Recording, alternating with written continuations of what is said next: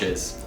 I just trekked 30 minutes through central London. No, I didn't. Guys, it's fine.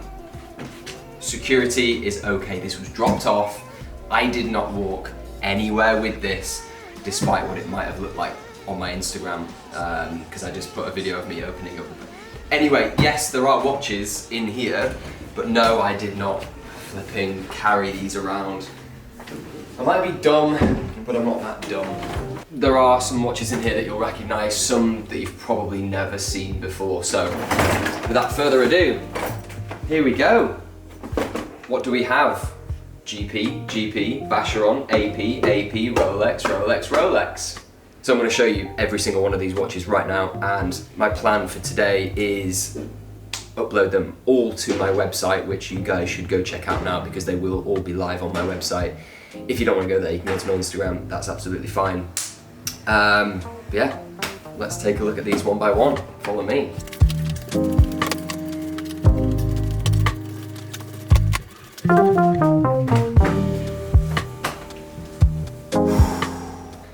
Right, okay, let's go through all these watches. Before I talk about these 1, 2, 3, 4, 5, 6, 7, 8 new watches, I want to show you this ridiculous watch first. This is a Patek 5168G. It is the blue dial, blue rubber strap Aquanaut, and let me tell you, what a watch. What a fantastic watch. It's 2021, full set. Yeah, it's great. It's really great. I wish I could wear it. I wish I could enjoy it a little bit more, but I have a feeling it will sell pretty quickly. But anyway, I have all the boxes to my left for these, so these are all, I think they're all full sets, but let's just go through them one by one, and I think we should probably start with something that we all know probably quite well at this point, AP Audemars Piguet. So the first watch is a 15300, and this is 2010, I think, 39 millimeters. Now, I've probably made this point a couple of times in previous videos, but for me, 39 millimeter APs, possibly, I think other than the 37, I think 39 is probably second best, but what a great size for AP watches, absolutely fantastic. And let's be honest, the AP bracelet is probably the best bracelet that has been on any watch ever, in most people's opinions.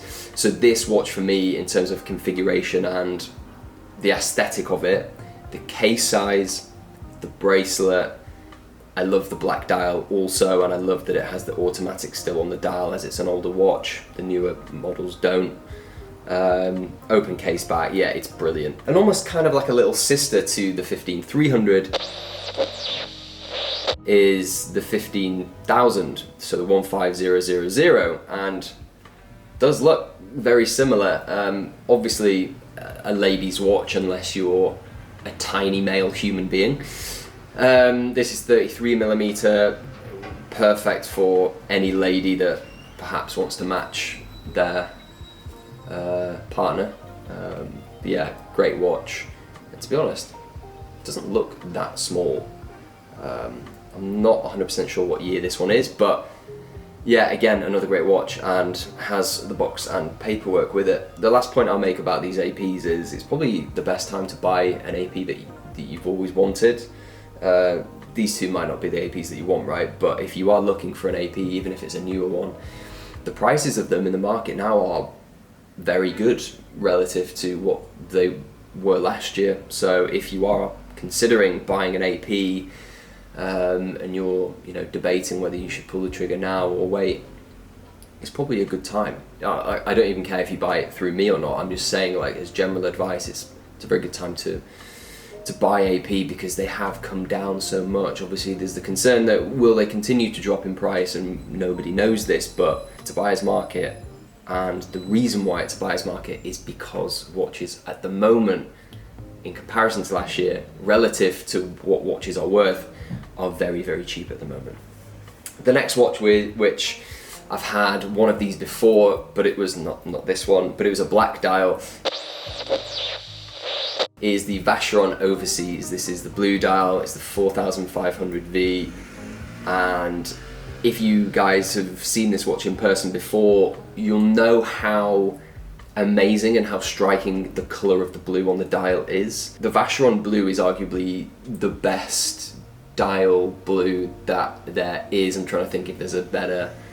I don't think there is. I don't know how Vacheron are able to do this, but it pops off the watch so well in natural sunlight, which I don't have much of now because it's grey and rainy outside.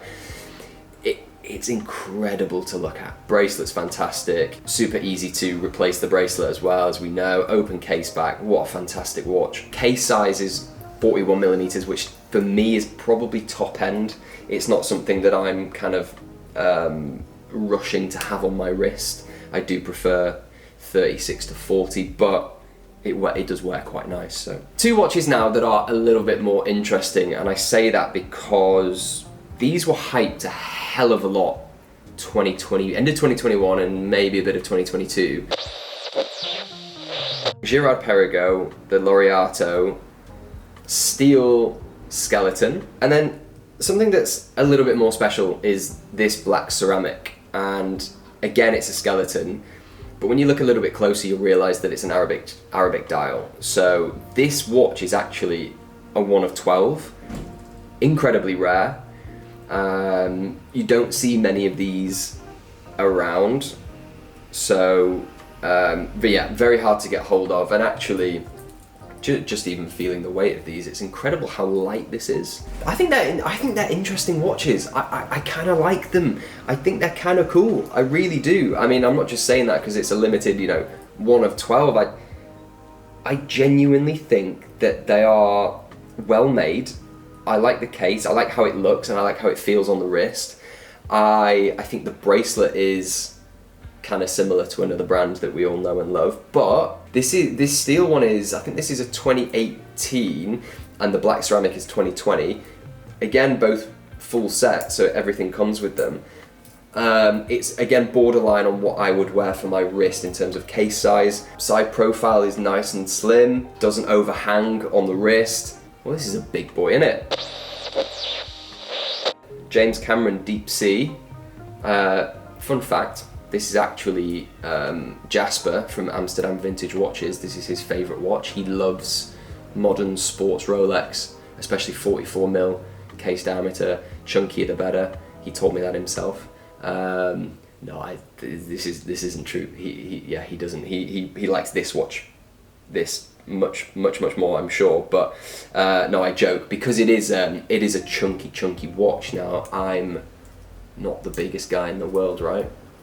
But if you're a little bit larger than I am, I mean, it's probably a good watch for you, and it probably fits really well. I know people that wear it and rock it, and it looks great on them. This is 2015. It's got the box and papers. It's in very good condition. I do like the dial. It's the gradient from blue to black is pretty cool, and I like how that represents the depth of the ocean. I'm sure that's what they were going for. The complete opposite to this watch is probably this 36mm Explorer 1. Now, this is it's such a controversial watch, because it's like, why would an Explorer watch be made part yellow gold, part steel? Like, what is the purpose of having this tool watch, this functional watch to help you in the wilderness when you're exploring and climbing up a mountain? Why would you need it to be yellow gold? Well, I think in the modern day, Rolex are just becoming more and more of a fashion statement more than a practical object for helping you do the thing you're doing. I actually really like the yellow gold smooth bezel. Rolex do things that we don't expect. Rolex do things that we just don't need in our lives. But here we are. This is unworn 2023. It's got everything with it. It's a bit of a Marmite watch. What I hope isn't a Marmite watch, and this is something that I'm sure Jasper would agree on saying that he really, really likes, although it's probably not rare enough for him. This is a 118238 yellow gold, day date 36mm, green dial. It's interesting because every now and again I get watches in the business, and I'm like, sometimes I think, I'm not selling that. I'm not selling that, I'm gonna keep that.